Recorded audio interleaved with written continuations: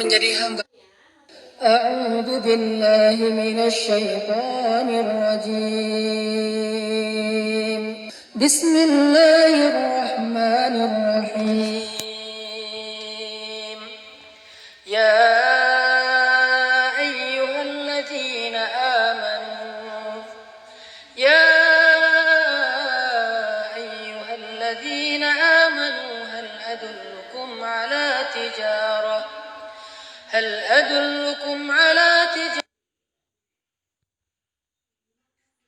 Gurunda kita. Ketika seorang anak tidak mau mendengar ucapan nasihat dari orang tuanya, dia berpaling, maka itu adalah kalimat uff. Orang tuanya belum selesai berbicara, dia sudah pergi, itu adalah kalimat uff. Orang tuanya memberikan usulan, tetapi bagi dia itu sesuatu yang tidak penting, maka itu kalimat uff. Semua kalimat mengabaikan yang menyakiti perasaan orang tua kita adalah kalimat uff. Sedangkan wala tanharhuma adalah kalimat seorang anak yang merasa lebih benar daripada orang tuanya. Kalimat sombong, kalimat yang seorang anak merasa lebih tahu daripada orang tuanya. Atau bisa jadi orang tuanya melakukan satu kesalahan kecil, lalu anaknya melarang orang tuanya melakukan kesalahan itu. Ibu, jangan malu-maluin saya di depan umum. Ayah nggak usah seperti itu. Melarang orang tuanya melakukan sesuatu yang menurut dia tidak pantas, itu termasuk wala tanharhuma. Jangan larang dia. Biarkan dia melakukan apa yang dia kehendaki selama itu bukan dosa besar. Jangan pernah melarang dia melakukan sesuatu yang membuat dia merasa disalahkan, membuat dia merasa sensitif. Ketika seorang anak tidak mau mendengar, kalau kita ngandelin Allah banget dalam segala urusan, la yudayya'anallah, itu intinya. Allah nggak akan ngecewain kita. Manusia bisa banget ngecewain kita, bukan karena dia jahat. Kadang dia ngecewain kita karena emang dia nggak mampu untuk memuaskan dan membahagiakan kita. Bukan karena dia pengkhianat. Seorang istri, seorang suami kadang mengecewakan kita bukan karena dia nggak sayang sama kita, tapi dia nggak mampu memenuhi semua kebutuhan kita. Dia terbatas.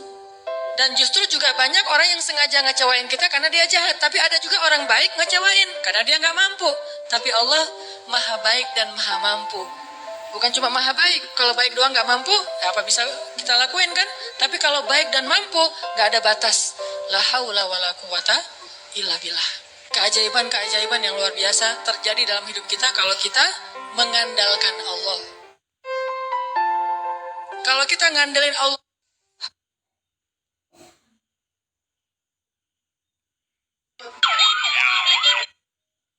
kalau ragu tentang rezeki, baca nih ayat nih, surat Hud.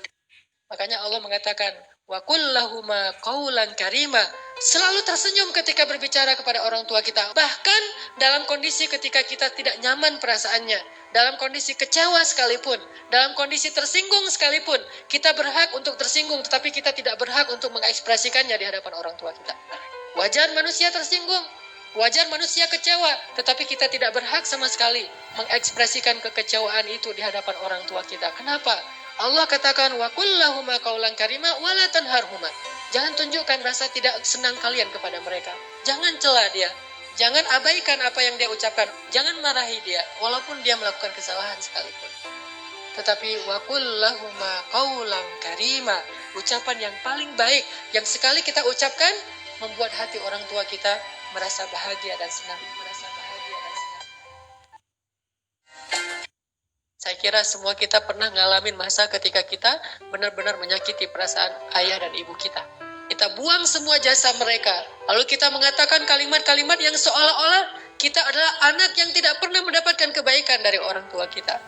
Ayah kita diam ketika dimarahi oleh kita, dan dia tidak pernah mengatakan, dulu kamu siang malam mencari nafkah untuk kamu. Ayah kita tidak pernah mengatakan itu di hadapan kita. Dia tetap sabar menanggung semua ucapan-ucapan dan bentakan dari anaknya. Apalagi ibu kita. Dia mengandung kita 9 bulan dalam kepayahan. Apakah hanya untuk melahirkan seorang anak yang congkak, sombong, yang kemudian membentak ibunya hanya karena kesalahan kecil yang dilakukan ibunya? Sehingga pantas jika Allah Subhanahu wa Ta'ala sangat murka kepada anak sesoleh apapun dia, ahli tahajud sekalipun, tinggal di Masjidil Haram sekalipun, kalau dia durhaka kepada ayah ibunya, ini tidak ada nilainya di mata Allah Subhanahu wa Ta'ala. Saya kira semua kita pernah Alhamdulillah, kalau kita Dengan apa Allah menghibur kita? Allah menghibur kita dengan mengingatkan kita kepada kehidupan akhirat. Ketika Nabi merasa lelah, Nabi merasa capek, Nabi merasa lemah, Allah mengingatkan beliau kepada akhirat.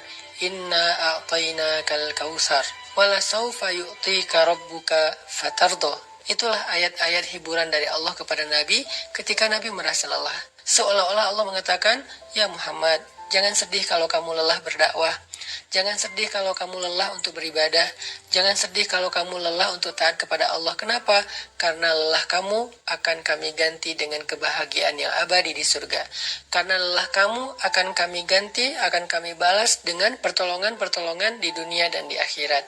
Dan Allah mengatakan, wala saufa yu'tika rabbuka fatardo. Nanti semua lelah kamu akan kami ganti dengan sesuatu yang membuat kamu merasa puas hati. Dengan apa Allah menghibur kita?